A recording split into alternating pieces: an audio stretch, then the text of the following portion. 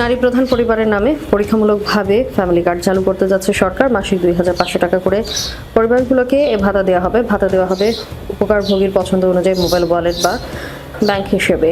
তারা ঘরে বসে ভাতা পাবেন। আগামীকাল মঙ্গলবার সকাল 10টায় রাজধানীর বনানীর করাইল বস্তি সংলগ্ন টিএনটি খেলার মাঠে এই কর্মসূচি আনুষ্ঠানিকভাবে উদ্বোধন করবেন তারেক রহমান।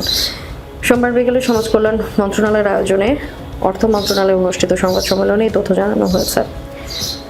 সংবাদ সম্মেলনে উপস্থিত ছিলেন অর্থ পরিকল্পনা মন্ত্রী আমির খসরু, সমাজ কল্যাণ মন্ত্রী আবু জাফর, অর্থ ও পরিকল্পনা উপদেষ্টা রাশেদ আল মাহমুদ, সমাজ কল্যাণ প্রতিমন্ত্রী ফারজানা শারমিন, স্থানীয় সরকার পল্লী উন্নয়ন সমবায় প্রতিমন্ত্রী মীর সাহে আলম, অর্থ সচিব খায়রুজ্জামান মজুমদার।